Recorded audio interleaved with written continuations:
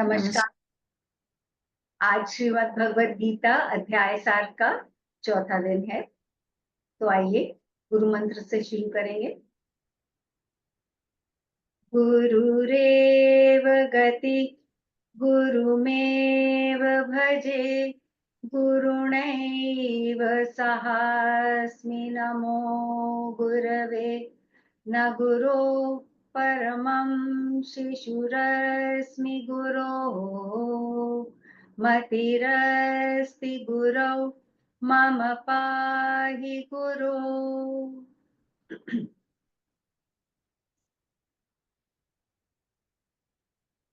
श्रीमद् भगवद गीता अध्याय सार कार्यक्रम दिवस 4 अध्याय 2 सांख्य योग। श्लोक 1 से 72 तक हैं। इस अध्याय में 30 श्लोक हमारे हो चुके हैं। तो आज का पाठ जो है 31 से 72 31 टू 70 श्लोक रहेगा। 72 श्लोकस। प्रणाम, स्वागत, हार्दिक अभिनंदन। भगवान कृष्ण और अर्जुन के उसी रूप का ध्यान करते हैं जो श्लोक 7 में कार्पण्य दोषो पहत स्वभाव। ओम सच्चिदानंद रूपाय विश्वोत्पत्त्यादि हेतवे तापत्रय विनाशाय श्री कृष्णाय वयं नमः। नमस्ते कमलनाभाय, नमस्ते जलशायिने, नमस्ते केशवानंद वासुदेव, नमोस्तुते। वसुदेव सुतं देवं कंस चाणूरमर्दनं देवकी परमानंदं कृष्णं वंदे जगद्गुरुम्। ॐ अनन्ताय नमः, अच्युताय नमः, गोविन्दाय नमः। ओम शांति शांति शांति। सांख्य योग अध्याय 2। ओम श्री परमात्मने नमः। श्री भगवान उवाच हतो वा प्राप्स्यसि स्वर्गं जित्वा वा भोक्ष्यसे महीम् तस्मादुत्तिष्ठ कौन्तेय युद्धाय कृतनिश्चयः। सुख दुःखे समे कृत्वा लाभालाभौ जयाजयौ, ततो युद्धाय युज्यस्व, नैवं पापमवाप्स्यसि। पूर्व प्रसंग हो चुका, आधा उपदेश हो गया। भगवान ने अर्जुन को आत्म तत्व का उपदेश दे चुके हैं। गीता का सार बहुत अच्छे से बता दिया है, स्वरूप का ज्ञान कराया है। तो अभी स्वधर्म की बात होगी कि क्षात्र धर्म के अनुसार अर्जुन क्षत्रिय है। क्षत्रिय होने के नाते उसे क्या क्या कर्तव्य, किस तरह से अपने कर्तव्य में लगना चाहिए, तो अपने स्वधर्म की बात हो रही है। 31 से 38 तक के श्लोक होंगे। उसके बाद 39 से 53 तक के जो श्लोक हैं कर्म योग पर हैं। कर्म योग कैसे बन जाता है? जब उसको निष्काम भावना से किया जाए। निष्काम कर्म ही कर्म को योग बना देता है। और हमारा जो स्वधर्म भी जो है, अर्जुन का क्षत्रिय धर्म, विशेष धर्म भी उसका कैसे योग बन जाएगा, इसमें भगवान बता रहे हैं। और कर्म के प्रभाव और कर्म कैसे हो, इसके ऊपर बातचीत होगी। और कर्म फल के प्रति अनासक्त कैसे हो, ये भी बताया जाएगा।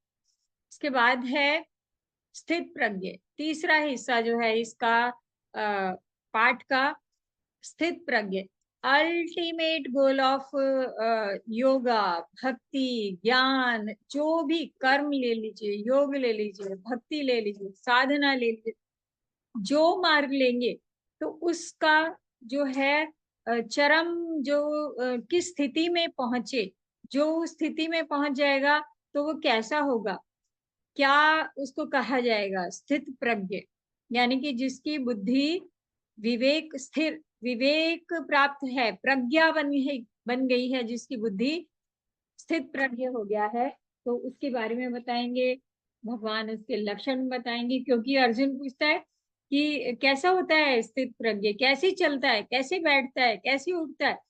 तो जब इस तरह से अर्जुन का प्रश्न होगा तो भगवान स्थित प्रज्ञ के लक्षण बताए। और कामनाओं से मुक्त कैसे हो, क्योंकि कर्म करेंगे तो उसमें कामना तो होगी, फल की इच्छा तो होगी, तो फल की इच्छा से मुक्त होते हुए कैसे कर्म किया जाए, कैसे कामनाओं से मुक्त होए, तो ये बताया जाएगा। तो हम आगे बढ़ते हैं। स्वधर्म की बात हो रही है। चलिए 31वें श्लोक से 30वां श्लोक था, देहि नित्यम अवध्योयम देहे सर्वस्य भारत, तस्मात् सर्वाणि भूतानि न त्वं शोचितुमर्हसि। कि हे अर्जुन, ये देही, हमने कल के सेशन में लास्ट में देह और देही की बात करी थी कि इस शरीर रूपी भवन मकान में रहने वाला कौन कैसा होगा, वो देही जो है जिसको आत्मा कहते हैं, तो वो कैसा होता है। तो इस पर बात कर रहे थे। तो कह रहे हैं कि ये देही जो है, ये आत्मा सबके शरीर में सदा ही अवध्य है, जिसका वध नहीं किया जा सकता, मारा नहीं जा सकता जिसको। तो इस कारण संपूर्ण प्राणियों के लिए तो शोक करने योग्य नहीं है। क्योंकि अर्जुन शोक किसका कर रहा है, विचार किसका कर रहा है, शत्रु पक्ष के लोगों का, है ना। तो कह रहे हैं कि किसी के लिए भी तुझे विचार करने की आवश्यकता नहीं है, क्योंकि देही जो है अवध्य है। इसके बाद भगवान दूसरे पॉइंट पर जाते हैं कि अगर तू अपने धर्म को भी देखे, अपना धर्म बोले तो हम धर्म के ऊपर थोड़ी चर्चा करेंगे बाद में कि धर्म का क्या अर्थ है। असल में बहुत ही संकुचित अर्थ में धर्म को आज हम सोचते हैं। धर्म के कई अर्थ लगते हैं। तो यहाँ कुछ सामान्य धर्म जो सबके लिए एक जैसा होगा, सबको ही चाहिए, सबके लिए माननीय है, वो हो गया सामान्य धर्म। और विशेष धर्म है, विशेष परिस्थिति में, विशेष आयु में, विशेष प्रोफेशन में, जिसको क्या हम कर रहे हैं, कैसे कर रहे हैं, स्थिति काल, स्थिति देश के अनुसार जो है ना, वो जो विशेष हो जाता है किसी व्यक्ति के लिए, तो वो हो जाता है स्वधर्म, विशेष धर्म। तो अगर युद्ध के मैदान की बात देखें और अर्जुन को देखें, तो वो क्षत्रिय है, वो युद्ध करने के लिए आया है, एक योद्धा है, विजयाकांक्षी है। तो इस समय उसका धर्म क्या है, तो ये उस धर्म की बात भगवान कर रहे हैं। और उसको युद्ध करना ही पड़ेगा, इस बात पे बात करें कि युद्ध तो अटल है, युद्ध तो उस युद्ध तो होना ही है ना। तो इस तरह से, क्योंकि अपने धर्म को देखे तो, अपने कर्तव्य को देखे तो धर्म का अर्थ यहाँ कर्तव्य हुआ सबसे बड़ी बात। तो कह रहे हैं हे पार्थ, 31वां श्लोक है, स्वधर्ममपि चावेक्ष न विकम्पितुमर्हसि। तो कह रहे हैं कि अपने धर्म को देखे तो भी तू भय करने योग्य नहीं है, अर्थात तुझे विचलित नहीं होना चाहिए, कंपित नहीं होना चाहिए। क्योंकि क्षत्रिय के लिए धर्म पूर्ण युद्ध से बढ़कर दूसरा कोई कल्याणकारी कर्तव्य नहीं होता। तो यहाँ धर्म युद्ध, धर्म क्षेत्र और धर्म का कर्तव्य, कल्याणकारी कर्तव्य, तो ये बोल रहे हैं कि ये जो है, ये स्वधर्म को देखते हुए भी तुझे युद्ध से विचलित नहीं होना चाहिए। तो कैसा है ये युद्ध, कैसा है, एक बोल रहे कि एक ब्लेसिंग की तरह से आ गया है तुम्हारे सामने, योद्धा, योद्धा और क्षत्रिय होने के नाते। क्यों कह रहे हैं? हे पार्थ, अपने आप प्राप्त हुए और खुले स्वर्ग द्वार वाले, इस प्रकार के युद्ध को भाग्यवान क्षत्रिय लोग ही पाते हैं। अर्जुन को कह रहे हैं भगवान कि तुम बहुत भाग्यशाली हो, ये युद्ध तो तुम्हारी झोली में अपने आप आया है, तुमने निमंत्रण नहीं दिया। देखो, अगर हम कहानी को याद करें तो भगवान कृष्ण पांडवों के संदेशा लेकर गए थे कि अरे केवल 5 गांव दे दो, वो भी नहीं दे रहे थे। क्या बोला दुर्योधन ने कि सुई की नोक के बराबर धरती भी नहीं दूंगा, है ना। तो फिर युद्ध तो अपरिहार्य हो गया। तो ये जो कह रहे हैं कि अपने आप, जो स्व अपने आप प्राप्त हुआ है ये युद्ध तुमको। और खुले स्वर्ग द्वार रूप, स्वर्ग द्वार कैसे कि युद्ध में अर्जुन मारा गया तो वीर गति स्वर्ग मिलेगा, और यदि जीत गया तो धरती पर स्वर्ग बनेगा, है ना। तो स्वर्गोपम भोगों को भोगेगा। तो इसलिए कह रहे हैं कि खुले स्वर्ग द्वार रूपी इस प्रकार के युद्ध को तो भाग्यशाली क्षत्रिय लोग ही पाते हैं। हाँ मैम। किंतु हाँ जी। सॉरी। और ये भी था ना कि अर्जुन तो सोच ही नहीं रहे कि अगर युद्ध नहीं करेंगे तो क्या परिणाम होगा, तो शायद हम्म। दशा और भी खराब हो सकती है। हम्म। बुद्धि बिल्कुल ही उस समय बिल्कुल फिर गई थी, इमोशंस बिल्कुल, मतलब मनोबल वगैरह सब खत्म हो गया था उनका उस समय। हाँ, जो हावी हो गई थी भावना, जी। विवेक जाता रहा जिसको बोलते हैं ना, कि सही निर्णय जब नहीं कर पाता है, किंग कर्तव्य विमूढ़ता, ये है कि ये करूं या ये या ये भी नहीं कह रहा है, वो तो कह रहे हैं नहीं करूंगा युद्ध। जी। उसने तो निर्णय दे दिया। तो ऐसा है कि तो भगवान कह रहे हैं कि अगर तो इस धर्म युक्त युद्ध को नहीं करेगा तो स्वधर्म और कीर्ति को खोकर पाप को प्राप्त होगा। अब कीर्ति क्या, अर्जुन तो देखिए बचपन से ही ऐसा अनुपम धनुर्धर है, उसके बराबर तो कोई धनुर्धर है ही नहीं, है ना। और ऐसे योद्धा के रूप में प्रसिद्ध है। इतनी आराधना कर करके, इतना अभ्यास कर करके जो है शस्त्र इकट्ठे करे हैं, अस्त्र शस्त्र। तो कह रहे हैं जैसी ही उसकी प्रसिद्धि है तो वो खो के पाप को ही प्राप्त होगा ना। और सारे, और ये कोई युद्ध राज्य विस्तार के लिए नहीं था, इसीलिए इसको धर्म का युद्ध कहा गया ना। और भगवान कह रहे हैं कि सारे लोग बहुत काल तक रहने वाली तेरी अपकीर्ति का भी कथन करेंगे, है ना। और माननीय जन के लिए अपकीर्ति मृत्यु से भी बढ़कर होती, यानी कि बढ़कर नहीं, मौत से भी बदतर होती है, बुरी, मृत्यु से भी बुरी।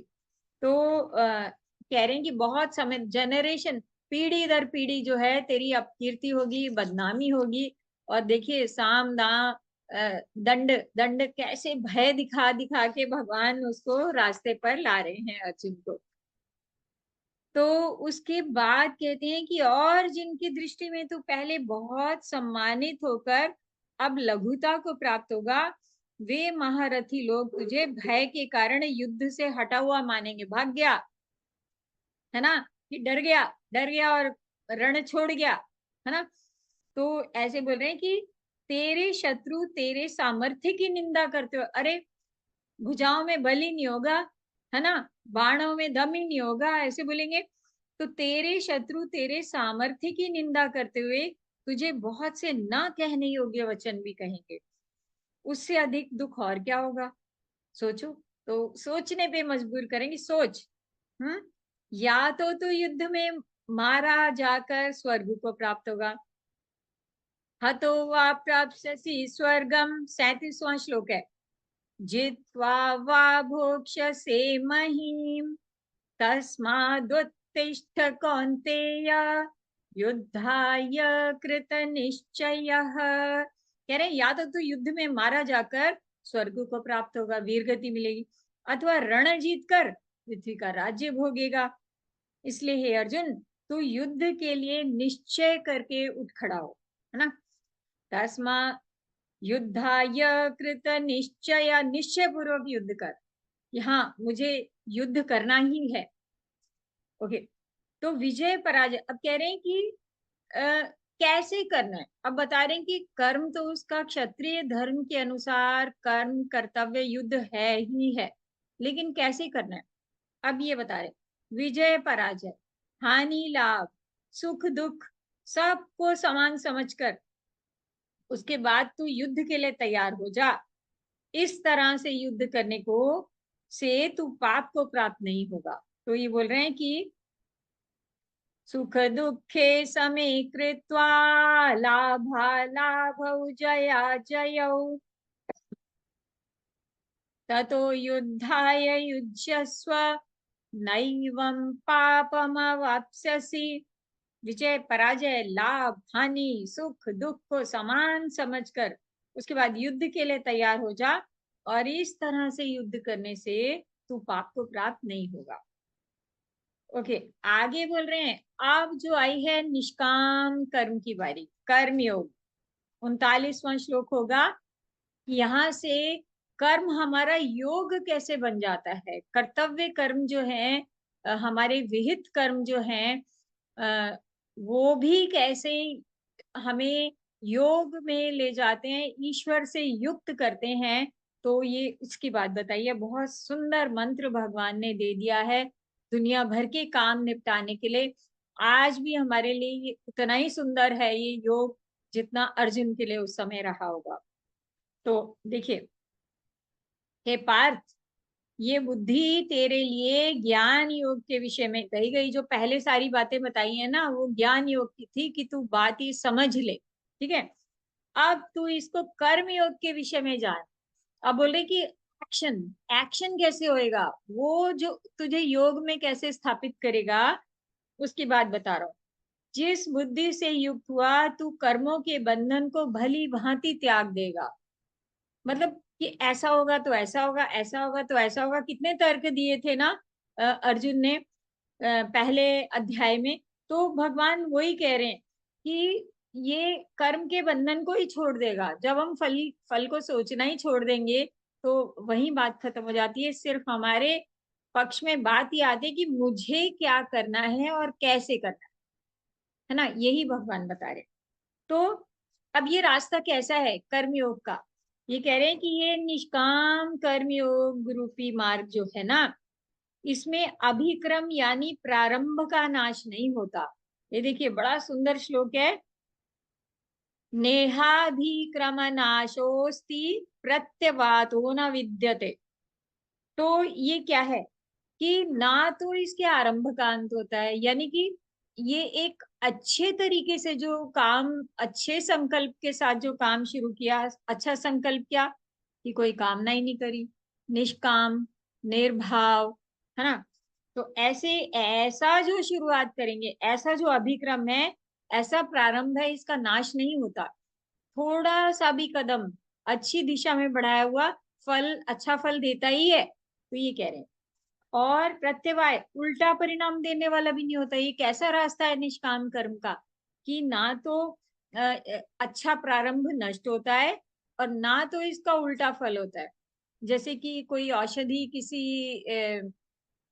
किसी वैद्य जी ने औषधि दी तो वो रिएक्ट कर गई, उल्टा फल दे गई, है ना, ठीक करने के बजाय। लेकिन इस निष्काम कर्म में ऐसा उल्टा कुछ नहीं होता।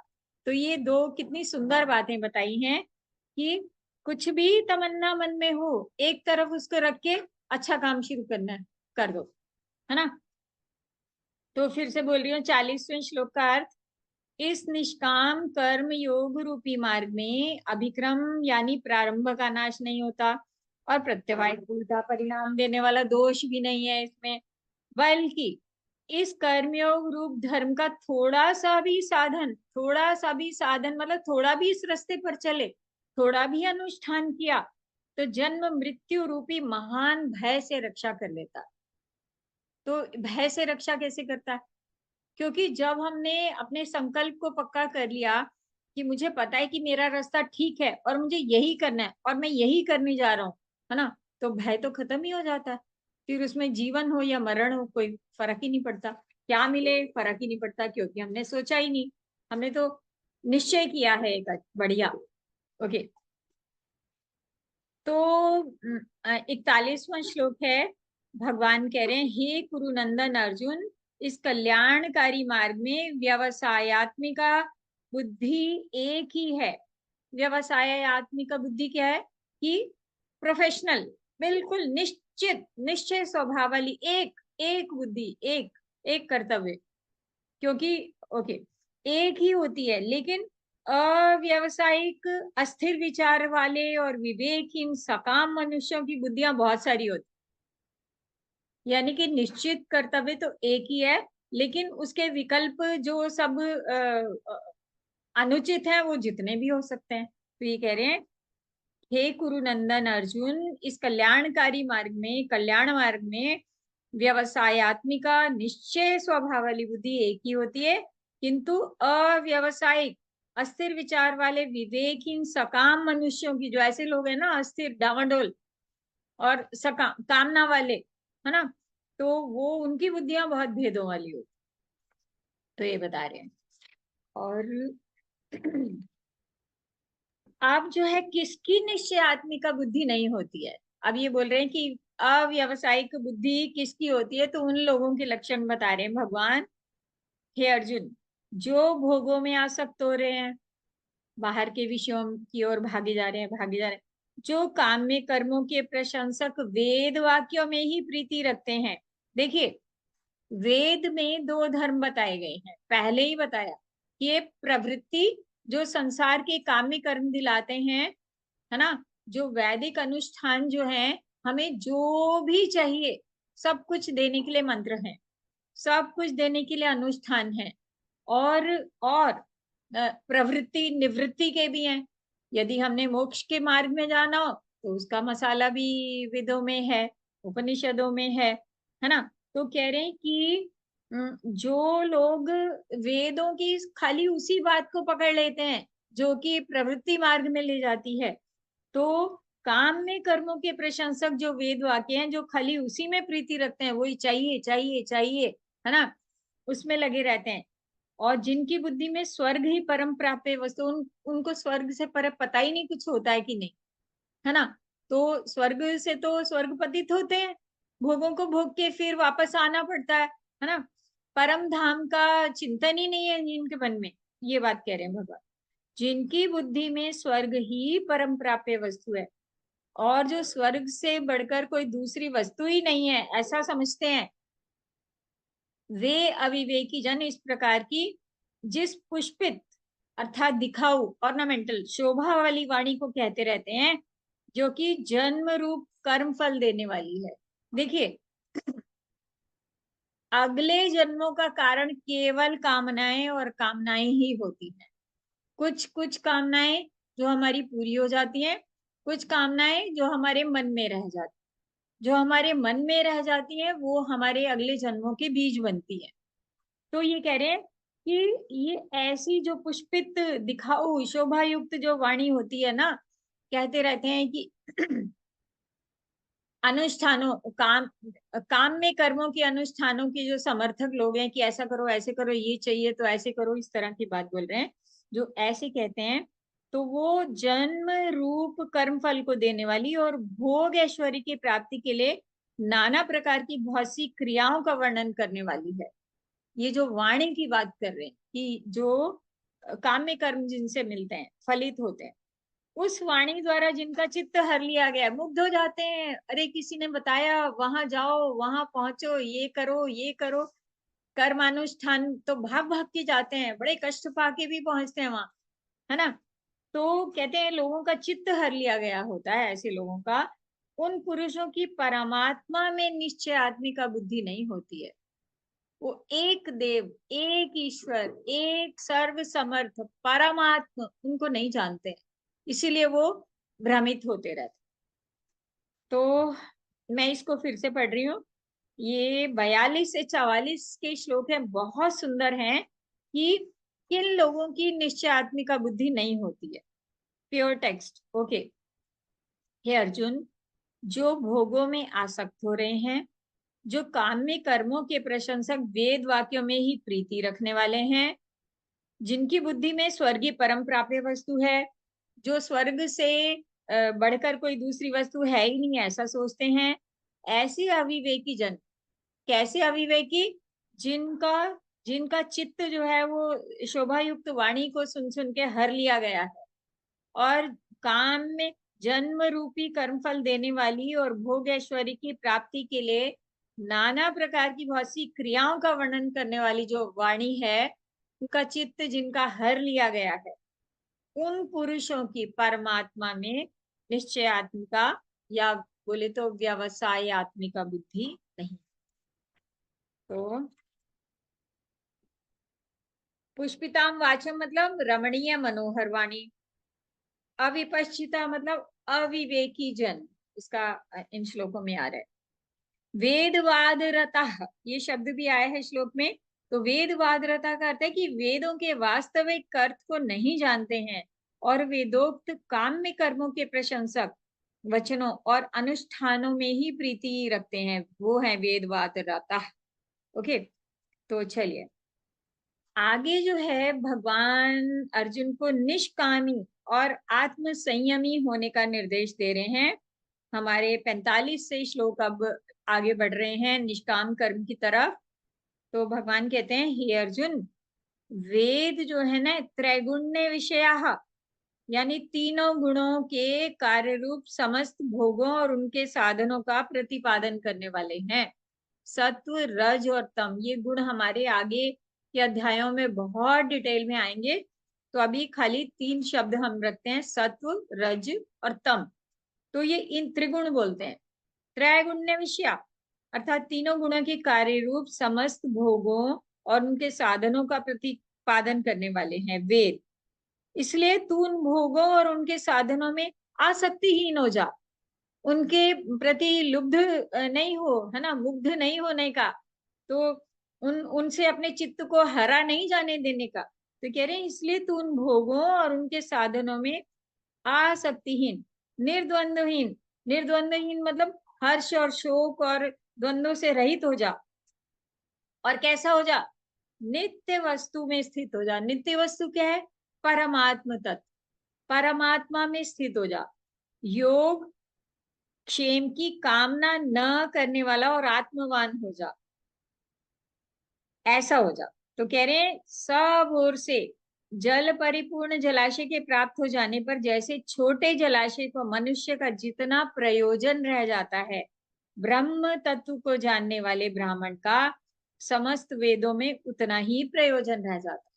वो कह रहे हैं कि जब बड़ा तालाब मिल जाए, बड़ी सी चीज मिल जाती है, तो छोटी मोटी चीजों से कोई आसक्ति नहीं रह जाती, कोई लालच ही नहीं लगता। तो ऐसे कह रहे हैं कि तुम उस ब्रह्म तत्व को, उस ईश्वरीय तत्व को जान, तो फिर तुझे छोटे मोटे भोगों को प्राप्त करने, विषयों की तरफ भागने के लिए आसक्ति नहीं। तो फिर से ये आपूर्यमाणम बहुत सुंदर ये है, इसको पढ़ रही हूँ। सब ओर से जल परिपूर्ण जलाशय के प्राप्त होने पर जैसे छोटे जलाशय में मनुष्य का जितना प्रयोजन रह जाता है, ब्रह्म को तत्व से जानने वाले ब्राह्मण का समस्त वेदों में उतना ही प्रयोजन रह जाता है। क्योंकि वेद काम में कर्मों से परे हटाने के लिए भगवान ने बोला है अर्जुन को। उसके बाद तो जगत प्रसिद्ध श्लोक है, कर्मण्येवाधिकारस्ते मा फलेषु कदाचन मा कर्म फल हेतुर्भूर्मा ते संगोस्त्वकर्मणि। कह रहे हैं कि जो है ये जीवन का सूत्र है, ये मंत्र बहुत सुंदर, कि तेरा कर्म करने में ही अधिकार है, उसके फल में नहीं है। तो इसलिए तू क्या कर, कर्मों के फल हेतु मत हो, और के और तेरी कर्म न करने में भी आसक्ति नहीं होनी चाहिए। कर्म करो जम के, लेकिन फल की नहीं सोचो, और कर्म ना करूं ये भी नहीं सोचने का। तो करना क्या है? कर्म करना है दत्त चित्त होके, बस जो तुम्हारे अधिकार में।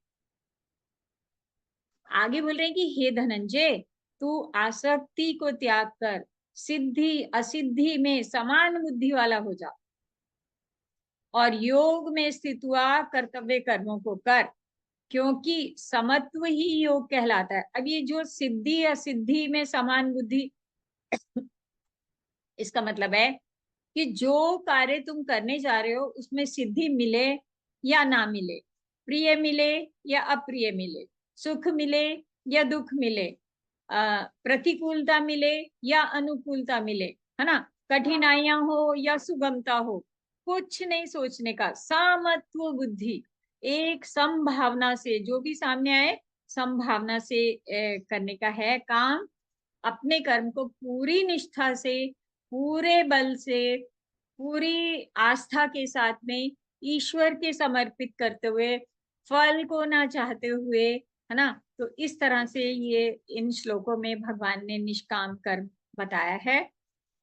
और अभी और हैं 4 श्लोक इसमें, 49 to 53 चलेंगे। ओके, तो आगे बता रहे हैं कि हे धनंजय, समत्व रूपी बुद्धि योग यानी निष्काम कर्मों की अपेक्षा काम में कर्म अत्यंत ही निम्न श्रेणी के हैं। काम में कर्मों को तो बिल्कुल होपलेस, यूजलेस बताया है कि वो करने क्या करने, चाहिए चाहिए चाहिए चाहिए पे काम करना है भगवान के आगे, तो क्या करना है। हाँ, is this the purpose of life, इसीलिए आए हैं क्या, तो ये कह रहे हैं। तो जो भी कर्म कर रहा है, तो समत्व बुद्धि योग को समत्व योग कहा है। और कर्म को जब निष्काम बिना फल की भावना के करेंगे तो भी योग हो गया, कर्म योग हो गया। तो कितना सुंदर बताया कि समत्व रूप बुद्धि योग निष्काम कर्मों की अपेक्षा, कहते हैं कि काम में कर्म बिल्कुल ही निम्न श्रेणी का है, क्योंकि ये जन्म मरण के कारण देने वाला है। कामनाएं ही जन्म देती हैं, कामनाओं में ही बीज सोए रहते हैं हमारे मन के भीतर के भीतर के भीतर, जो है ना, जो किसी कोश में तो कामनाओं के बीज रहते हैं। तो कहते हैं कि ये जन्म मरण रूप फल देते हैं, इसलिए कामना की काम नहीं करने का। इसलिए हे धनंजय, तू समत्व बुद्धि रूप योग ही में रक्षा का उपाय ढूंढ, मतलब समत्व बुद्धि से अपने कर्म में अपनी शरण ढूंढ, अर्थात बुद्धि योग का ही आश्रय ग्रहण कर, क्योंकि फल के हेतु बनने वाले अत्यंत दीन हैं। जो फल के हेतु, जिनमें फल का सोच सोच के काम करते हैं ना जो लोग, तो बड़े ही दीन हैं, फल के हेतु नहीं बनने का ये करें।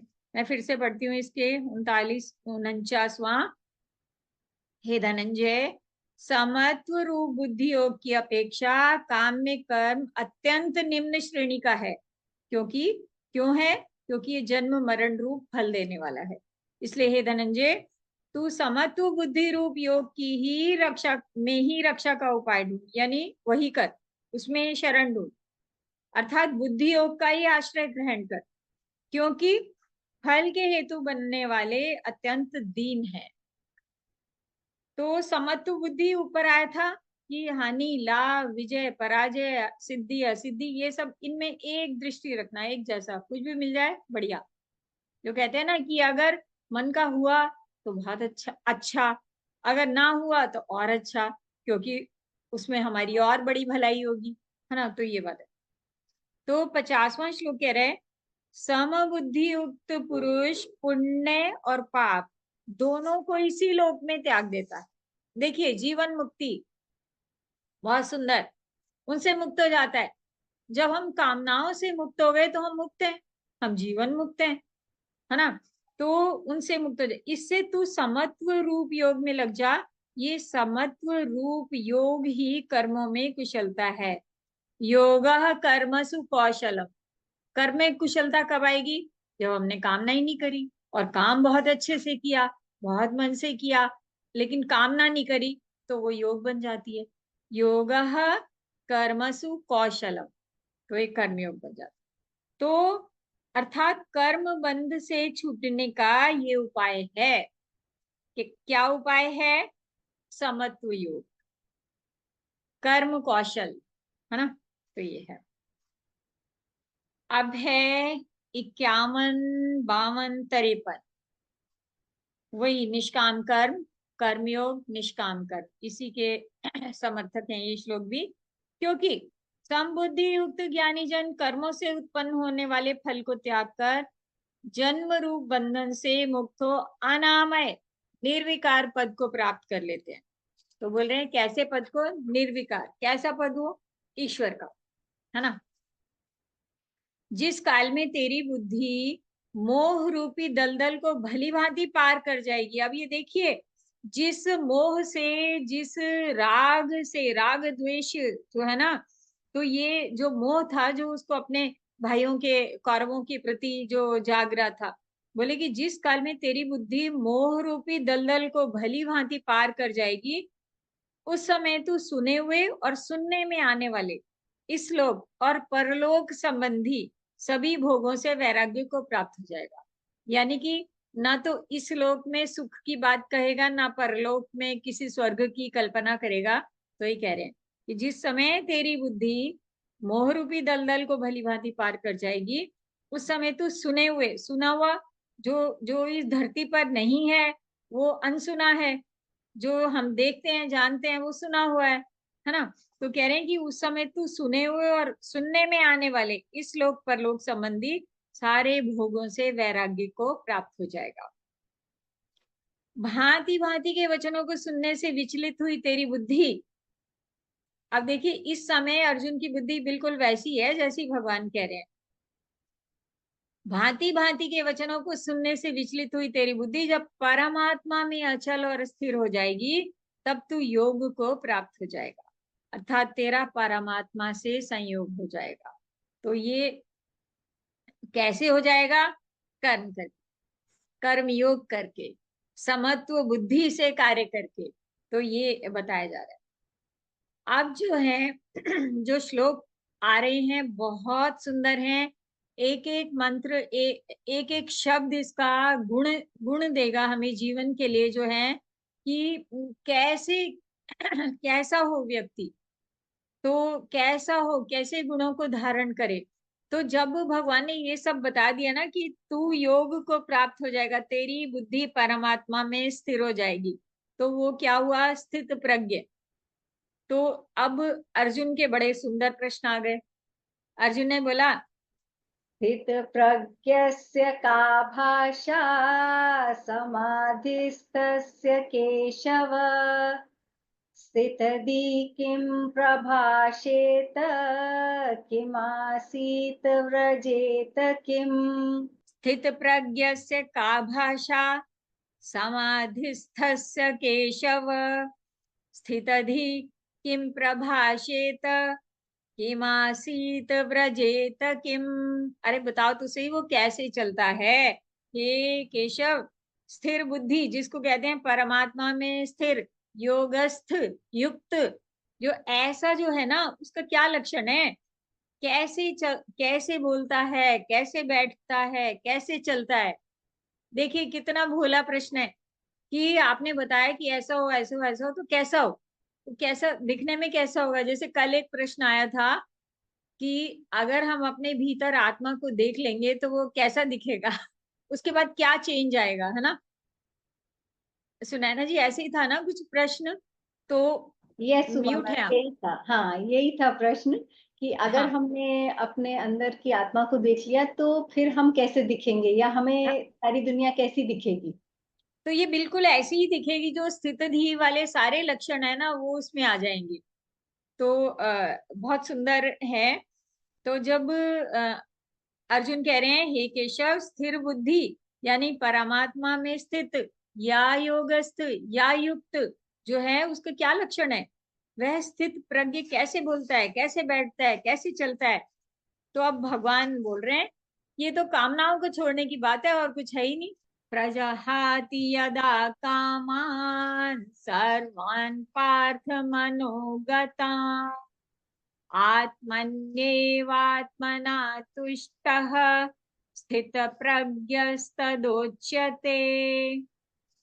दुःखेष्वनुद्विग्नमनः सुखेषु विगत स्पृहः वीतरागभयक्रोधः स्थितिधीर्मुनिरुच्यते। करना क्या है? बहुत आसान है। तो क्या क्या बोल रहे हैं? पहले श्लोक में 55 में बोल रहे हैं कि श्री भगवान बोले, हे अर्जुन, जिस काल में यह पुरुष मन में स्थित सारी कामनाओं को भली भांति त्याग देता है और आत्मा से आत्म में ही संतुष्ट आत्मे आत्मा आत्मा ये आत्मना तुष्ट अपने आप में संतुष्ट होता है, उस काल में स्थित प्रज्ञ रहता है। मतलब जब कोई इच्छा ही नहीं रही है ना, तो बस वो योगस्थ हो गया, अपने आप में जो संतुष्ट संतुष्ट है, अपने आप में स्थित है। तो ओके, फिर से पढ़ती हूँ इसको। जिस काल में ये पुरुष मन में स्थित संपूर्ण कामनाओं को भली भांति त्याग देता है और आत्मा से आत्मा में ही संतुष्ट रहता है, उस काल में यह स्थित प्रज्ञ कहा जाता है। अगला है, दुखों में जिसके मन में उद्वेग नहीं होता, हाय हाय नहीं करता है ना, दुखों में जिसके मन में उद्वेग नहीं होता, सुखों में सर्वथा निष्प्रय है। सुखों के लिए भी मिल जाए, आ जाए आ जाए, चाहिए चाहिए चाहिए नहीं करता है ना, कोई इंटरेस्ट नहीं है उसको, कुछ भी हो। जिसके पास राग भय और जिसके सॉरी जिसके राग भय और क्रोध नष्ट हो गए हैं, वीत राग भय क्रोध, ऐसा मुनि स्थितधि स्थिर मुनि कहा जाता है, स्थिर बुद्धि कहा जाता है। तो क्या है, जिसके मन में समत्व, सीधी बात है, समता, अनुकूलता प्रतिकूलता, सिद्धि असिद्धि सब एक बराबर। तो कहते हैं दुखों में जिसके मन में उद्वेग नहीं होता, सुखों में सर्वथा निष्प्रिय है, जिसके राग भय और क्रोध नष्ट हो गए हैं, वो स्थितधि है। ठीक है, आगे बोलते हैं कैसा होता है, बोलते हैं ना कैसे चलता है, कैसे बैठता है। देखिए कितना सुंदर कछुए का उदाहरण दिया है कि यदा संघरते चायम पूर्वोंगानी व सर्वशा, जैसे जो कछुआ है ना, वो चारों ओर से अपने अंगों को समेट लेता है। तो वैसे ही जब ये पुरुष इंद्रियों के विषयों से इंद्रियों को सब प्रकार से हटा लेता है, तब उसकी बुद्धि स्थिर हो जाती है। तो ये बिल्कुल ऐसा ही है कि जब जो है इंद्रियां जो है वो हमारे 5 घोड़े हैं, 5 विषयों की तरफ भागे जा रहे हैं, और उन घोड़ों का सारथी है मन।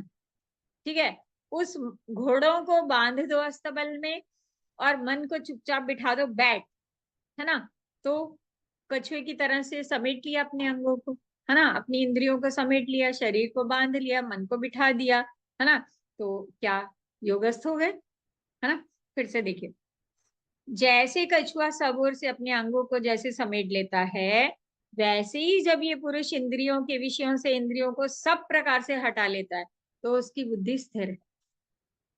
फिर भागेगा कहाँ, मन तो कहना मान ही नहीं रहा, इंद्रियां कुछ भी कहे, मन मन भगाता है इंद्रियों को, है ना। तो बस सारथी को ही पकड़ के बिठा लिया। ओके, तो इंद्रियों द्वारा इंद्रिय विषयों को ग्रहण न करने वाले, यानी निराहार इंद्रियों वाले, इंद्रियों को आहार नहीं दिया, ठीक है, वो विषय मांग रहे हैं, दृष्टि कुछ मांग रही है, जीभ कुछ मांग रही है ना, जिह्वा नासिका, तो इंद्रियां मांग रही हैं, ज्ञान इंद्रियां कर्म इंद्रियां, लेकिन आहार ही नहीं मिल रहा। ठीक है, इंद्रियों द्वारा विषयों को ग्रहण न करने वाले, निराहार इंद्रियों वाले पुरुष की भी केवल विषयों से तो निवृत्ति हो जाती। जिसने जबरदस्ती अपने आप को बांध के बिठा लिया ना, मन कहीं और पड़ा है, उसका क्या हाल होगा, तो ये उसकी बात हो रही है। परंतु उनमें रहने वाली आसक्ति निवृत्त नहीं होती, मन वहीं पड़ा है। ठीक है, इस स्थित प्रज्ञ पुरुष की तो आसक्ति भी परमात्मा का साक्षात्कार करके निवृत्त हो जाती है। वो कह रहे हैं कि जो स्थितधि होता है ना, वो तो आसक्ति को भी खत्म कर देता है, इंद्रियां विषयों से हटाई, लेकिन मन को भी शांत कर देता है, ये कहना चाह रहे हैं। तो ईश्वर का साक्षात्कार जब होगा, कहने का मतलब ये है कि ये दो प्रोसेस के 2 हिस्से हैं। एक तो कहाँ से अपनी इंद्रियों को हटा के लाना है और कहाँ लगाना है चित्त को। अगर चित्त को लगाया नहीं तो वापस बाहर भागेंगी, है ना, तो स्थूल विषयों की तरफ भागेंगी। तो ये दो दो स्टेप्स हैं इसके। एक बारी बुल्ले शाह वाली जो बात है ना सुनैना जी, पाठ के अंत में हम लोग करेंगे। ठीक है, तो कहाँ से हटाना है और कहाँ पे लगाना है, तो ये इन दोनों तरफ ध्यान देना पड़ेगा। लेकिन हम एक तरफ का रास्ता भी तय करते हैं तो दूसरी तरफ अपने आप मुड़ ही जाता है, ये भी बात है। ओके, मैं 59 को फिर से पढ़ रही हूँ। इंद्रियों द्वारा विषयों को न ग्रहण करने वाले पुरुष की भी केवल विषयों से तो निवृत्ति हो जाती है, परंतु उनमें रहने वाली आसक्ति निवृत्त नहीं होती। इस स्थित प्रज्ञ पुरुष की तो आसक्ति भी परमात्मा का साक्षात्कार करके निवृत्त हो जाती है। ठीक है, इसका मतलब मन को भी बांधने का, मन को अपनी चित्त की वृत्तियों को किधर लगाने का है, ये भी बहुत विचार का विषय है। उसके बाद ही वो स्थितधि कहा जाएगा। कर्म फल के प्रति उदासीनता। अब जो है हे अर्जुन, यत्न करने पर भी आसक्ति का नाश ना होने के कारण ये प्रमथन स्वभाव वाली इंद्रियां बुद्धिमान पुरुष के मन को भी बलात्कार लेती हैं। अगर कोशिश करते गए लेकिन आसक्ति का नाश ना हुआ, कामनाएं नहीं गई, है ना, मन में वो कामनाएं छुपी रह गई, तो जो है, तो फिर साधना पतित होने का बड़ा भय रहता है। तो भी ये विषय सामने आते ही, इंद्रियों के संसर्ग में आते ही जो है, फिर से मन को बलात्कार लेती है।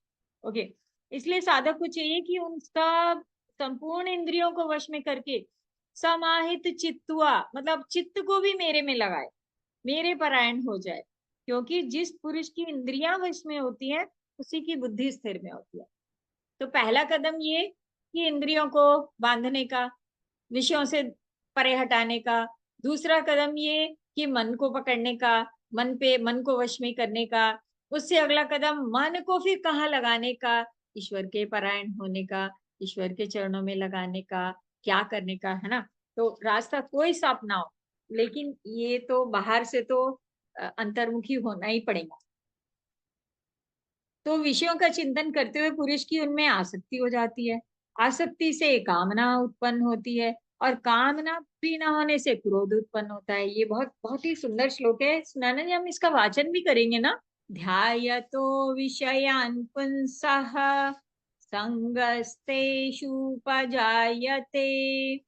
संगात् संजायते कामः कामात् क्रोधोऽभिजायते क्रोधात् भवति सम्मोहः सम्मोहात् स्मृतिविभ्रमः स्मृतिभ्रंशात् बुद्धिनाशो बुद्धिनाशात् प्रणश्यति। देखो, पतन होता है ना, तो उसकी सारी सीढ़ियां दिखा दी भगवान ने कि क्या होता है, पतन कैसे होता है, कैसे साधना पतित होते हैं। विषयों का चिंतन करते हुए पुरुष की उनमें आसक्ति होती है। विषय क्या है? जो संसार में हमारी इंद्रियों के विषय हैं, जिनकी तरफ हमारा शरीर मन भागते हैं। ओके, आसक्ति से कामना उत्पन्न होती है, कामना पूरी ना हो तो क्रोध उत्पन्न हो जाता है, क्रोध से अत्यंत विमूढ़ता उत्पन्न होती है, मूढ़ता से स्मृति विभ्रम हो जाता है, याददाश्त जाती रहती है, क्या करना क्या नहीं, सही बात याद ही नहीं आती। स्मृति में भ्रम हो जाने से बुद्धि नाश हो जाता है, बुद्धि नष्ट हो जाने से प्रणश्यति, व्यक्ति अपनी स्थिति से गिर जाता है, पता ही नहीं रहता क्या कर रहे हैं क्या नहीं कर रहे हैं, है ना। तो ये बताया है कि यदि इंद्रियों को वश में ना किया, मन को वश में ना किया, कामनाएं मन में रह गई और वो हवा के झोंके से बह गई, तो क्या होगा। ओके, तो इसके विपरीत क्या होगा? जिसकी इंद्रियां वश में हो गई, अब उसका 2 श्लोकों में बताते हैं। अपने अधीन हुए अंतःकरण वाला साधक अपने वश में की हुई राग द्वेष रहित इंद्रियों द्वारा विषयों में विचरण करे, कहीं भी चला जाए, हाँ, अंतःकरण की प्रसन्नता को प्राप्त होता है। उसको क्रोध नहीं आता, उसको कामना नहीं होती कहीं भी। पता, यदि मन को वश में कर लिया ना, तो जो है अपने अंतःकरण वाला जो अपने आप में स्थित हो गया, फिर वो भले ही विषयों में जाए, संसार में घूमे, कुछ भी करे, तो लेकिन अंतःकरण की प्रसन्नता को प्राप्त होता है। विषयों में विचरण करता हुआ भी साधना पतित नहीं होता है, ये कहना चाह रहे हैं। अंतःकरण की प्रसन्नता होने पर इसके संपूर्ण दुखों का अभाव हो जाता है, सारे और उस प्रसन्न चित्त वाले कर्मयोगी की बुद्धि शीघ्र ही सब ओर से हटकर एक परमात्मा में भली भांति स्थिर हो जाती है। अब अब ये अर्जुन ने प्रश्न तो नहीं किया है, लेकिन भगवान ने खुद ही बता दिया कि अगर मनोनिग्रह ना हुआ ना तो क्या होगा। तो आप कह रहे हैं अयुक्त, जिसने मन को नहीं जीता, जिसका मन युक्त नहीं हुआ, किसमें युक्त नहीं हुआ, आत्म में, परमात्मा में, है ना।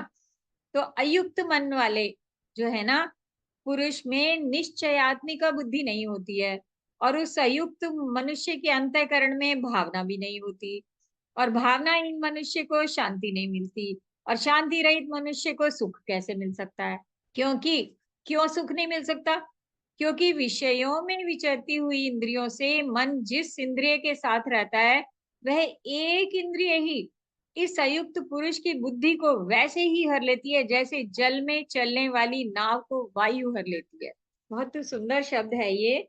क्या है, वायुर वायुर नामी नावमिवंभसी। जैसे जल में जो है नाव चल रही है, वो हवा उसको उसकी दिशा बदल के ले जाती है ना, उसको दिशाहीन कर देती है। ऐसे ही अगर एक इंद्रिय के पीछे भी लग गए ना, एक इंद्रिय विषय के पीछे भी लग गए, तो वही व्यक्ति का नाश करने के लिए बहुत है। तो फिर से इसको पढ़ रही हूँ, बहुत सुंदर है। अयुक्त, ना जीते हुए मन और इंद्रियों वाले पुरुष में निश्चय आत्मी का बुद्धि नहीं होती, वो नहीं फैसला कर पाता क्या करे। अयुक्त मनुष्य के अंतःकरण में भावना भी नहीं होती, भावनाहीन मनुष्य को शांति नहीं मिलती, और शांति रहित मनुष्य को सुख कैसे मिल सकता है। क्योंकि विषयों में विचरती हुई इंद्रियों में से मन जिस इंद्रिय के साथ रहता है वह एक ही इंद्रिय इस संयुक्त पुरुष की बुद्धि को वैसे ही हर लेती है जैसे जल में चलने वाली नाव को वायु हर लेती है। हे महाबाहो, इसलिए जिस पुरुष की इंद्रियां इंद्रियों के विषयों में सब प्रकार से निग्रह की हुई हैं, समेटी हुई हैं, उसी की बुद्धि स्थिर है। जिसकी इंद्रियां विषयों की तरफ नहीं भाग रही हैं वही स्थिर है, वही युक्त है। तो इससे अगला श्लोक बड़ा सुंदर मंत्र है, बहुत ही गूढ़ है, और इसका अर्थ समझने में हमारी मानसिक स्थिति, हमारे बहुत प्रयास की आवश्यकता है, लेकिन फिर भी या निशा सर्वभूतानां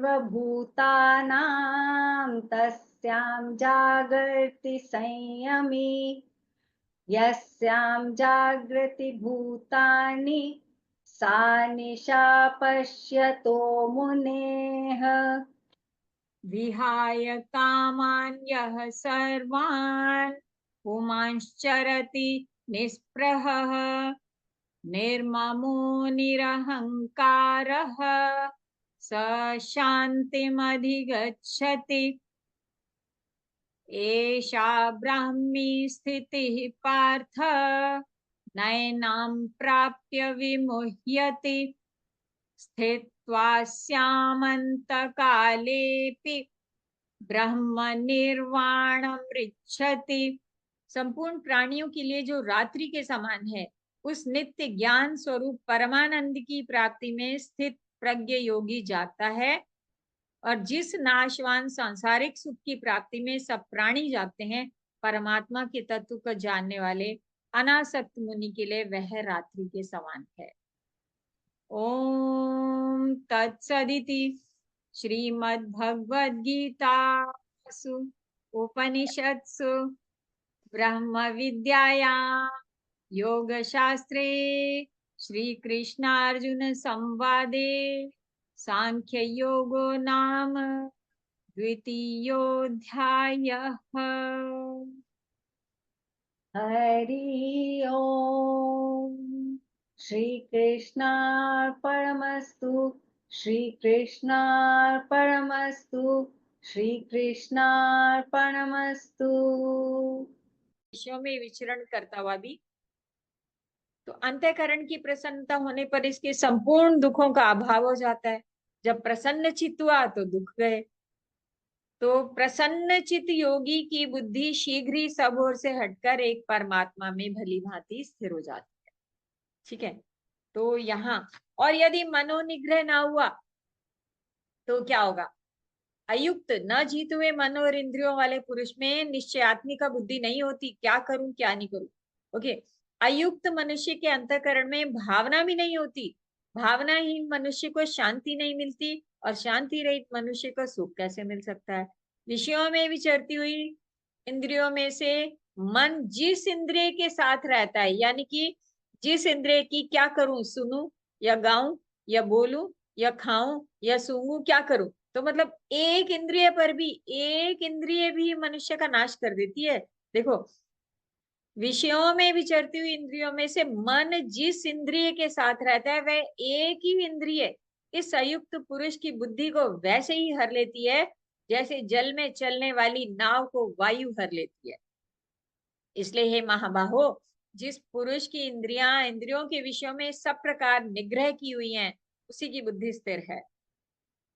जो ये मंत्रवत है, या निशा सर्वभूतायाम तस्याम जागृति संयमी, यस्याम जागृति भूतानि सा निशा पश्यतो मुनेः। सारी प्राणियों के लिए जो रात्रि के समान है, उस नित्य ज्ञान स्वरूप परमानंद की प्राप्ति में स्थित प्रज्ञ योगी जाता है। यानी कि पूरी दुनिया जिस ज्ञान में नहीं है, जो योगी उसमें अपनी बुद्धि को स्थिर कर लेता है, अपने मन को लगा लेता है, तो वो जागता है, वो जागृत जागृत कहा जाता है। और जिस नाशवान सांसारिक सुख की प्राप्ति में सब प्राणी जागते हैं, परमात्मा के तत्व को जानने वाले अनासक्त व्यक्ति के लिए वो रात्रि के समान। जैसे रात्रि में सारी क्रियाएं शिथिल हो जाती हैं, सारे कर्म जो है रुक जाते हैं, तो उसी तरह से योगी जो है ना, योगी का मन बाहर की चंचलता को त्याग देता है, बाहर की एक्टिविटी को छोड़ के स्थित हो जाता है। एक्टिविटी मतलब मन की, शरीर से काम भी करे लेकिन मन उसका मन से निरासक्त है, उदासीन है सारे काम कर। तो ये बता रहे हैं कि उसके लिए रात्रि के समान है। जैसे नाना नदियों का जल सब ओर से परिपूर्ण अचल प्रतिष्ठा वाले समुद्र में उसको विचलित न करते हुए समा जाते हैं, तो वैसे ही सारे भोग जिस स्थित प्रज्ञ पुरुष में किसी प्रकार का विकार उत्पन्न किए हुए ही समा जाते हैं, वही पुरुष अंत काल में परम शांति को प्राप्त होता है, भोगों को चाहने वाला नहीं। इसमें बहुत सुंदर उदाहरण मुझे हनुमान जी का आ रहा है कि हनुमान जी जब लंका में गए, वाल्मीकि रामायण में है ये उदाहरण, तो सीता जी को ढूंढना था, देखा नहीं था, है ना, कोई उनका चित्र फोटो तो नहीं देखी थी, कोई वीडियो नहीं देखा था, है ना, कैसी हैं, एक विरहिणी नायिका है ना, राम जी का नाम जप रही हूँ, कल्पना करते करते सारी रात जो है स्त्रियों स्त्रियों स्त्रियों स्त्रियों को देखते रहे। सोचिए, ब्रह्मचारी योगी हैं, और फिर बाद में कहते हैं ये मैंने क्या किया, कहीं मेरा धर्म भ्रष्ट तो नहीं हुआ। फिर कहते हैं नहीं नहीं, मेरे मन में तो कोई विकार ही नहीं आया, क्योंकि मैं तो अपने स्वामी का काम कर रहा हूँ, है ना। तो ये कह रहे हैं कि जो सारे भोगों में जाके भी जिसकी बुद्धि उनमें लगती नहीं है, तो वही पुरुष अंत में किसी प्रकार का विकार उत्पन्न किए ही समा जाते हैं। सारे विकार जो है ना, विचलित नहीं करते, और जिसकी बुद्धि जैसे नाना नदियों का जल सब ओर से परिपूर्ण अचल प्रतिष्ठा वाले समुद्र में उसको विचलित ना करते हुए समा जाते हैं, वैसे ही सारे भोग जिस स्थित प्रज्ञ पुरुष में किसी प्रकार का विकार उत्पन्न किए बिना ही समा जाते हैं, वही पुरुष अंतकाल में परम शांति को प्राप्त करता है, भोगों को चाहने वाला नहीं। जो पुरुष सारी कामनाओं को त्याग कर ममता रहित, अहंकार रहित, स्पृहा रहित विचरता है, वही शांति को प्राप्त होता है। बहुत सुंदर है। विहाय कामान, ये हम गाएंगे तो पता चल जाएगा 71। और अंतिम श्लोक भी बहुत सुंदर है कि यह ब्राह्मी स्थिति, यह ब्राह्मी जो स्थित धी वाले सारे लक्षण भगवान ने बताए हैं ना, ये सारे ऐसा जो व्यक्ति हो जाता है, ऐसा ऐसी स्थिति को प्राप्त करके योगी कभी मोहित नहीं होता, और अंत काल में भी इसी ब्राह्मी स्थिति में स्थित होकर ब्रह्मानंद को प्राप्त हो जाता है। तो चलिए अब हम पुष्पिका बोलेंगे, श्लोक सुनैना जी गायन कर देते हैं जल्दी से, और फिर पुष्पिका को बोलेंगे। नयनं छिन्नन्ति शस्त्राणि नैनं छिद्यन्ति शस्त्राणि नैनं दहति पावकः न चैनं क्लेदयन्त्यापो न शोषयति मारुतः हतो वा प्राप्स्यसि स्वर्गम् जित्वा वा भोक्ष्यसे महीम् तस्मादुत्तिष्ठ कौन्तेय युद्धाय कृतनिश्चयः सुखदुःखे समे कृत्वा लाभालाभौ जयाजयौ ततो युद्धाय युज्यस्व नैवं पापमवाप्स्यसि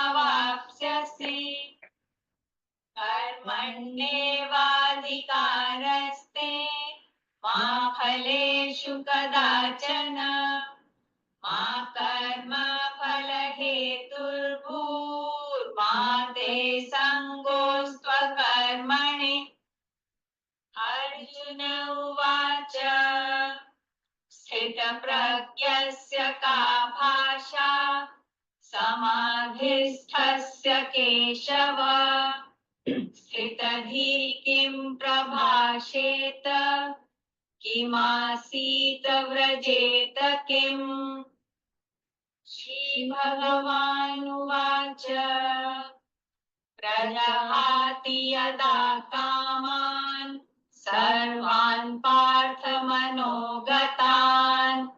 आत्मन्येवात्मना तुष्टः स्थितप्रज्ञस्तदोच्यते दुःखेष्वनुद्विग्नमनः सुखेषु विगतस्पृहः वीतरागभयक्रोधः स्थितधीर्मुनिरुच्यते ध्यायतो विषयान् पुंसः सङ्गस्तेषुपजायते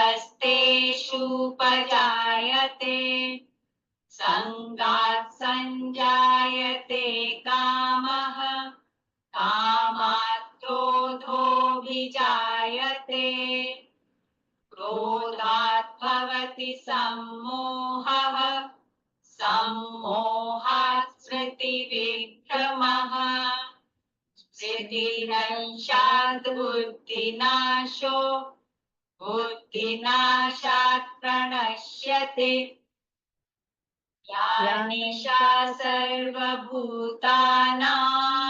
तस्यां जागर्ति संयमी यस्यां जागृति भूतानि सा निशा पश्यतो मुनेः एषा ब्राह्मी स्थितिः पार्थ नैनां प्राप्य विमुह्यते स्थित्वा स्यामन्तकालेऽपि ब्रह्मनिर्वाणमृच्छते ॐ तत्सदिति श्रीमद्भगवद्गीतासु उपनिषत्सु ब्रह्मविद्यायां योगशास्त्रे श्रीकृष्णार्जुन संवादे सांख्ययोगो नाम द्वितीयोऽध्यायः हरिः ओम् श्रीकृष्णार्पणमस्तु श्रीकृष्णार्पणमस्तु श्रीकृष्णार्पणमस्तु। चिंतन मनन का विषय है। मैं जल्दी जल्दी चलूंगी क्योंकि समय हो रहा है और सबके विचार भी जानना चाहेंगे। तो ये धर्म जो है ना बार बार आएगा। तो ये आज के प्रश्न है आपके लिए कि धर्म क्या है और धर्म के क्या क्या अर्थ होते हैं। आज जो है आप पूजा आरती को या आस्था को धर्म मानते हैं, लेकिन हमारे शास्त्र जो है धर्म का क्या क्या क्या है। तो कल इस पे थोड़ी सी बात करेंगे कि धर्म क्या होता है और इस अध्याय के अनुसार धर्म क्या है। शास्त्र प्रमाण के अनुसार, विचित्र मतों के अनुसार, यानी कि धर्म के लक्षण क्या हैं, श्लोक मिलेंगे। जैन लोग धर्म को क्या कहते हैं, बुद्धिज्म क्या कहता है, या जो भी आप समझे। तो स्वधर्म क्या है। तो इसी में जो मुझे समझ में आया कि धर्म, स्वधर्म जो है, सामान्य और विशेष, दो तरह के धर्म मुझे लगा कि हैं। अर्जुन, एक सामान्य धर्म है जो कि सबके लिए यूनिवर्सल है, जो जैसे पंचशील है ना, जैसे हमारे यम नियम है, सत्य है, करुणा है, प्रेम है, दया, जो वैल्यूज हैं सारे, वो तो सबके सबको ही चाहिए। और विशिष्ट धर्म हो गया जो मैं जहां पर स्थित हूँ, मैं क्या करूं, कैसे करूं, वो मेरा विशेष धर्म है। जैसे अर्जुन का धर्म योद्धा, अर्जुन का विशेष धर्म है उसका वर्णाश्रम धर्म के अनुरूप कर्तव्य। योद्धा होने के नाते जो जिस समय जिस स्थिति में है वो एक्शन करे, उचित, शास्त्रोचित, है ना।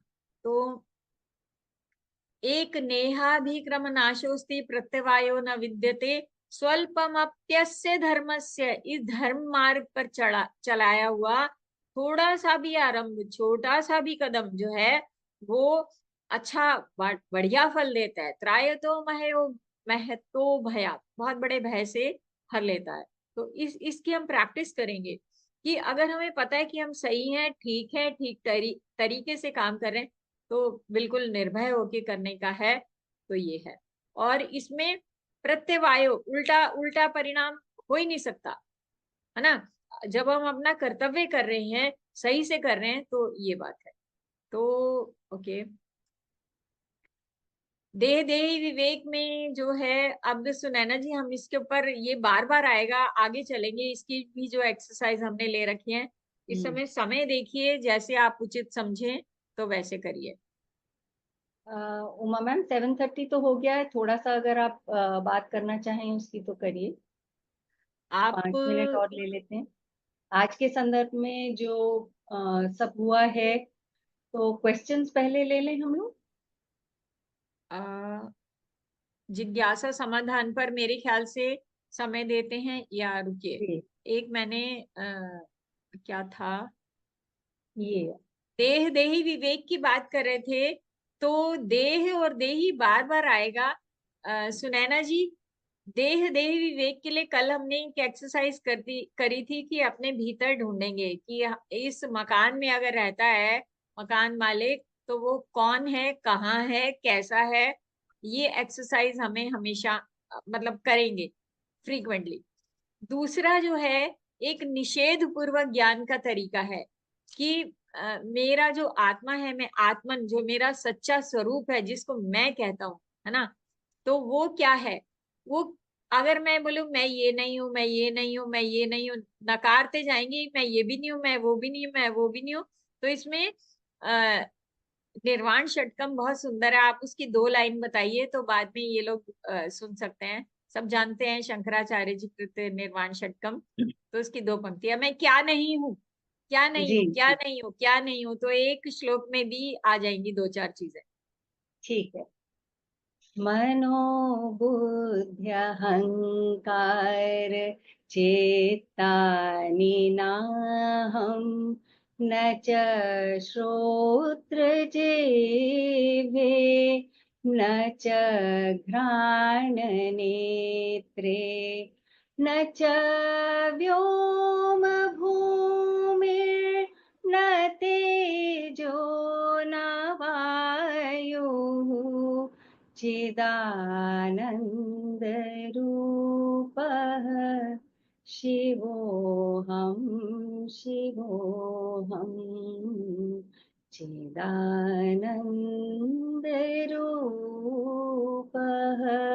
शिवोऽहं, शिवोऽहम्।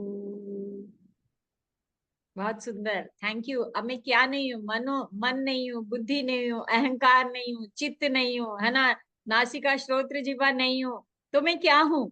तो लास्ट में पंच तत्व भी नहीं हूँ, है ना, पंच तत्व से बना शरीर नहीं हूँ, तो क्या हूँ, चिदानंद रूप शिवोहम, शिवोहम। और वो चिदानंद रूप जो है मेरे अंदर कहाँ है, ये पता लगाएंगे। और दूसरा एक और तरीका होता है, बहुत सारे रास्ते हैं, पंचकोश का तरीका। प्याज के छिलके जैसे उतारते हैं ना, तो एक तो ये हमारा शरीर है, तो ये 5 कोश, कोश कोश के भीतर कोश, कोश के भीतर कोश, तो ये पंचकोश भी आप पता करेंगे, ये पंचकोश है। उन पंचकोशों में सबसे सूक्ष्मतम, है ना, जो है वो उसके परे, जो 5वें कोश से परे है, वो है जिसको बोलेंगे आत्मन, है ना। तो वो पहले 5 कोशों का पता लगा लेंगे कि वो 5 लेयर्स कौन सी है, उसके भीतर छुप के बैठा है, तो कैसे सूक्ष्म है, छोटा है या व्याप्त है, तो ऐसे पता लगाएंगे। एक और तरीका है कि उसका पता, आत्मन का पता लगाने के लिए पूरे शरीर में चरण, जिसको कहते हैं कि चक्रस वाला तरीका भी है। तो चक्र की भी एक कल्पना की गई है कि मूलाधार चक्र, है ना, कौन कौन से चक्र हैं, ऊपर ऊपर ऊपर ऊपर ऊपर लेके जाते हैं हमको, अपनी चेतना को अनुभव करते हैं, यहाँ है, यहाँ है, यहाँ है, यहाँ है, यहाँ है ना। तो ये तरीके हैं, और ये सूक्ष्म तरीके हैं भीतर देखने के। लेकिन भगवान ने तो इतना आसान कर दिया कि तुझे कुछ सोचने की जरूरत ही नहीं है, तूने तो कर्म कर बस, सबसे आसान तरीका बता दिया। तो एक और बात आई थी कि बाह्य संसार से खुद को हटाना है और लगाना। एक बार बुल्ले शाह जी से किसी ने पूछा कि रब नु किद्दां पाईदा है, कि भगवान कैसे मिलते हैं। तो उस समय वो पौधे लगा रहे थे, एक जगह से उखाड़ के छोटे छोटे पौधे रोपते हैं ना, तो ट्रांसप्लांटेशन जैसे करते। तो कहते बुल्लिया रब दा की पावना, एथो पुटना ते एथे लावना, कि यहाँ से उखाड़ो और यहाँ के लगा दो। तो उखाड़ो क्या, अपने चित्त को, अपने मन को, अपनी वृत्तियों को संसार से उठा के अपने भीतर समेटने का है बस, है ना। तो ये देह देही विवेक जो है बहुत बड़ा हमारे लिए एक विषय है, जिसका हम हर दिन चिंतन करेंगे, हर तरह से चिंतन करेंगे, जहां से जो मिलेगा वहां से समझ एक पैदा करेंगे वो चलते हुए। तो सुनैना जी, अब जिज्ञासा समाधान पे कर जी, सकते हैं थोड़ी सी हाँ, बात। हमारे पास किसी का ये प्रश्न। हाथ खड़े हो रहे थे, हाँ। वन अदिति पूछ रही हैं, one query, does dharma define our karma और karma lead to our dharma? What is the relationship between dharma and karma? बिल्कुल, ये कर्म पर भी पूरा चैप्टर आने वाला है, और जो है धर्म तो इसके ऊपर, धर्म के ऊपर और कल बात करते हैं हम, और अपने आप ये चीजें खुलेंगी। ये अच्छा है कि हमारे प्रश्न सारे इकट्ठे हो रहे हैं। तो जैसे कोई बच्चा एक बारी बुक पढ़ी, कोई चैप्टर पढ़ा, फिर सारे क्वेश्चन पढ़ लेगा, फिर चैप्टर पढ़ेगा, तो उसमें से उन प्रश्नों के उत्तर मिलते जाएंगे। तो मैं कोई ज्ञानी नहीं हूँ, मैं भी इन सारे प्रश्नों के उत्तर आपके साथ ही ढूंढूंगी, और जब मिलते जाएंगे तो जरूर बताते जाइएगा कि हमें ये उत्तर मिला। मैं अनम्यूट कर रही हूँ अनिल जी आपको। Yeah, my question is कि धर्म जो है वो टाइम और सिचुएशन के ऊपर डिपेंड करता है, या धर्म कांस्टेंट रहता है इंडिविजुअल के लिए? लाइक एज ए गृहस्थ था, आई have some dharma, and then so when Arjun was in the battlefield, he was having purely dharma as a kshatriya. Would his dharma change if he was not in battlefield? Would he be different according to Gita? हाँ जी, धर्म का मुझे जितनी मेरी समझ है, मुझे समझ में आया, मैं बताती हूँ कि धर्म के ना अर्थ जो हैं समय के साथ में बदल गए हैं, हमने बदल लिए हैं। लेकिन धर्म का मतलब होता है कि एक तो कर्तव्य होता है, जो कि गीता में बार बार जिस कर्तव्य की बात करी गई है वो कर्तव्य है। एक धर्म का मतलब होता है स्वभाव, एक धर्म का होता है प्रकृति। जैसे अग्नि का स्वभाव जलाना है, तो अग्नि का धर्म जलाना है। तो इस अर्थ में भी हम धर्म की बात करते हैं, स्वभाव, प्रकृति, नेचर, बाय नेचर, है ना। तो एक धर्म का मतलब होता है नियम, यूनिवर्सल लॉ, तो वो सत्य, है ना। तो वो जो है वो सार्वभौमिक है, सबके लिए है। जो वैल्यूज हैं जो क्या हमें करना चाहिए, यम नियम जितने हमारे सारे आते हैं ना कि ऐसा हम करें और ऐसा ना करें, ये सामान्य धर्म है, सबके लिए है ना।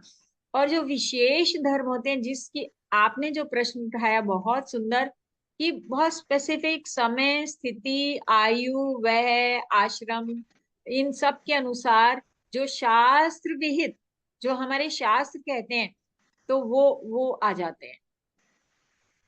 शास्त्रवेद तो सारे ही हैं, लेकिन विशेष धर्म जो है ये उसकी बात हो रही है। गीता में पूरी गीता जो है अर्जुन को लेके उसके विशेष धर्म पर बात कर रही है। और जब विशेष धर्म कर्तव्य पे बात कर रही है, तो वो उस कर्तव्य को भगवान ने योग के साथ, ज्ञान के साथ, निष्ठा के साथ, भक्ति के साथ, हर चीज से घेर घार के उसको उसी पर ले आए कि यस, कर्मण्येवाधिकारस्ति।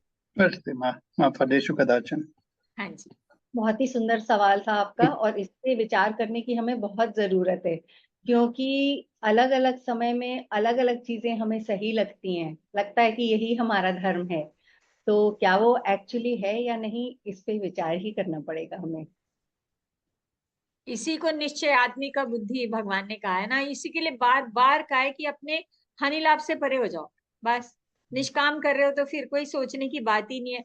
तो हम गीता में आगे बढ़ते जाएंगे ना, भगवान कहेंगे कि हमने सोचना क्या है, कि हमें कुछ सोचना ही नहीं है, टोकरा ही राम जी के आगे, भगवान के आगे रख देना है, और कुछ करना ही नहीं है। स्मिता जी, आपको अनम्यूट कर रही हूँ। हाँ थैंक यू जी। जी, थैंक यू। एक और क्वेश्चन था आपका, ये हाँ जी। इसका जूम का पासकोड क्या है, क्योंकि I was unable to log in from my other computer because it was asking for passcode. We will have to find Okay. that out for Yeah, you. I'm maybe not my sure. computer was being blocked. Okay, thank you. Okay, thank you. आप unmuted हैं. Okay, we are not able to hear her. Aditi, please go ahead. Unmute yourself and ask. सुनाई दे रहा है? Are you able to hear me? Yes, we can hear you. Okay. तो बड़ा थोड़ा contemporary सा question है। तो आजकल हर जगह हम देखेंगे तो हमें manifest this into your life, manifest that into your life, you want this कहा तो ये उसके बारे में सोचते रहो, ऐसे लाइक बहुत सारे uh, हमें एडवाइसेस मिलते रहते हैं। एंड गीता हैज दिस कि मतलब काम करो लेकिन उसके फल की चिंता मत करो। सो they seem very contrary to me, कि मतलब आज के दिन पे तो हम बोलते हैं कि नहीं ये चाहिए वो चाहिए तो उसके बारे में सोचते रहो, whereas in Gita it is that you just do it, लेकिन उसके बारे में सोचो मत कि क्या मिलेगा इससे। So I just wanted to know कि are we at मतलब आज के जमाने में is it opposite or is it in connection with what is happening in today's day and age? हाँ जी, ये स्थिति हमको विपरीत लग रही है। जैसे जैसे हम गीता में आगे बढ़ेंगे ना, सारे सवालों के जवाब वही अर्जुन यही कहेगा, अरे निष्काम की बात कर रहे हो, हाँ, और मुझे कर्म में धकेल रहे हो, ये अगला तो यही आने वाला है। बिल्कुल आपका सही समय पे सही प्रश्न आ रहा है, तो ये उत्तर खुलने वाले हैं। क्योंकि मैं इस समय क्या बताऊं, मेरा तो जानकारी बहुत ही सीमित है, मैंने तो इसी में पढ़ के जो भी समझा, लेकिन ये जो खुद ही खुलने वाला है ना, तो बिल्कुल लगता है, लेकिन ऐसा नहीं है। छोड़ना क्या है, ना कर्म करना छोड़ना है, ना प्रयास छोड़ना है, ना उद्देश्य कि हमें क्या करने के लिए क्या कर रहे हैं, कुछ छोड़ना ही नहीं है। छोड़ना तो मन की कामना है कि जिससे निराशा ना आए, है ना, निराशा ना, हम उसकी विपरीत फल को धारण करने, सहज पूर्वक सहजता से धारण करने लायक हो जाते हैं। ये गीता देती है। चैलेंजेस आएंगे, क्या नहीं होगा, हमें जीवन में सब कुछ करना है, और बहुत अच्छे से करना है, बहुत मन से, पूरी कुशलता से करना है, पूरे उद्देश्य को टारगेट करके कि क्या करने निकला हूं मैं, है ना। तो लेकिन मन से उसके फल से विरक्ति करनी है। सिर्फ मन, ये मन का खेल है और कुछ नहीं है, मन पे ही काम करना है। पूरा योग, पूरी भक्ति, सब कुछ जो है वो है एक मन पर काम करने का प्रपंच है। तो ये अपने आप चीजें खुलेंगी। थैंक यू सो मच कि मतलब टारगेट रखो लेकिन अटैचमेंट मत रखो टारगेट पे। हाँ, उस फल से कि नहीं मिला तो अरे मैं तो मर जाऊंगी अगर ये ऐसा ना हुआ तो, नहीं भाई।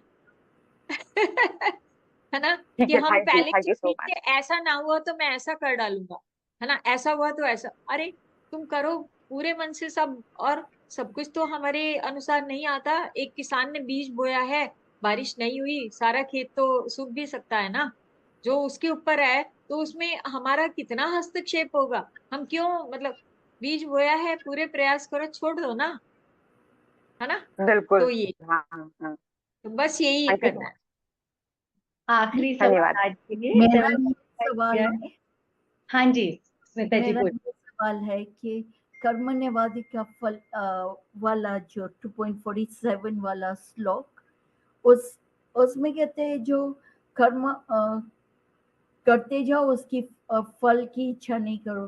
ठीक है, आई मीन समटाइम्स हम ऐसे सिचुएशन में आ जाते हैं कि आई मीन इट किसी ने कुछ गलत किया है बट उसका भला हो रहा है गलत करने से, तो हम चुप रहते हैं। क्या चुप रहना कर्म बांध लेते हैं? देखो, जो कोई और कर रहा है वो तो उसका करता हुआ है ना।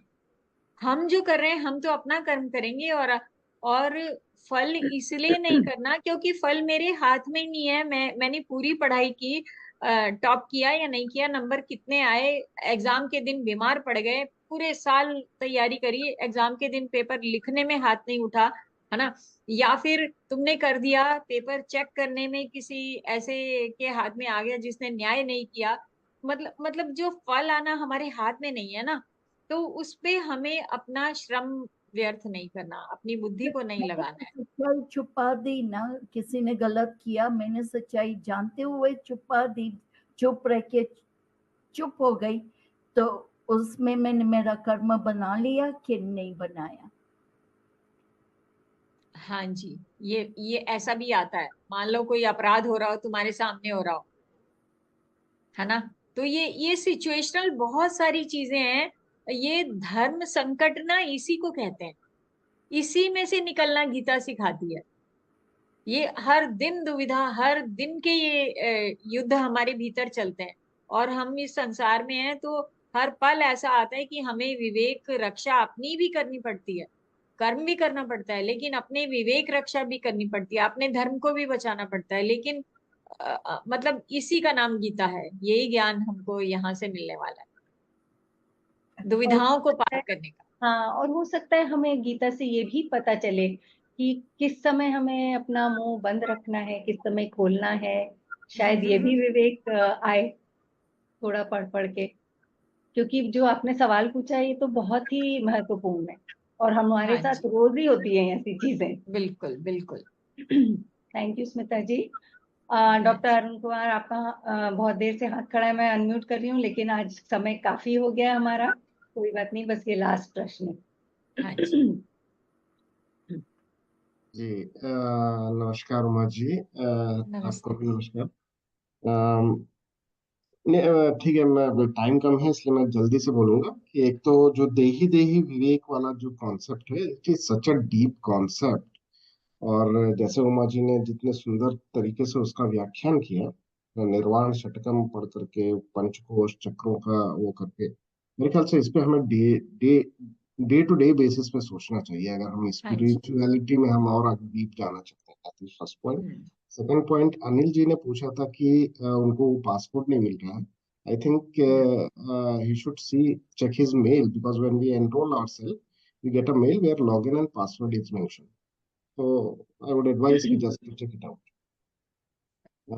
और तीसरी चीज जो अभी जस्ट मेरे से पहले जिन्होंने बोला कि मुझे ऐसा लगता है कि हमें, जैसे उमा जी ने भी बोला कि अगर हम हानि और लाभ ये दो चीजें दिमाग से निकाल दें, और हम अपने जीवन में क्या रोल प्ले कर रहे हैं as a father, as a son, hmm. या एज अ एम्प्लॉय ऑल्सो, कि हम्म। और उस रोल का शास्त्रों के अनुसार क्या उचित हम्म। बताया गया। अगर सब हम इस पर्पस को लेकर के, इस चीज को ध्यान में रख करके आगे चले तो मेरे ख्याल से चीजें सही। Thank you. बहुत Thank you, सुंदर, Ratan. Thank you, And thank you बहुत for अच्छा बताया। And this is peer learning, हम लोग एक दूसरे के साथ अपनी समझ पक्की कर रहे हैं। Thank you so much. और सभी के प्रश्न जो है ना विचारोत्तेजक हैं, बिल्कुल। ये जो आज ये जो इस सेशन में जो बातें होती है ना, यही हमारे चिंतन मनन को गीता में हमारी समझ को पक्का करेंगी। वरना गीता तो पढ़ते रहते हैं, याद भी होगी और इतना पढ़ते हैं, लेकिन जो चिंतन मनन होता है ना, ये हमको हमारी समझ को परिष्कृत करता है। Thank you so much. और हमें आपके विचारों का बहुत इंतजार रहता है। Thank you. Dr. Kumar, thank you for giving that tip on the email जिसमें पासवर्ड और लॉगिन होता है। Thank you very much. तो आज का सेशन हम यहीं खत्म करेंगे। अच्छा। बाकी सबसे मैं अनुमति चाहूंगी, कल फिर मिलेंगे हम लोग। लाइन बोल दीजिए। श्री कृष्ण गोविंद हरे मुरारी, हे नाथ नारायण वासुदेव। वासुदेव। प्रणाम। थैंक यू, प्रणाम। Thank you.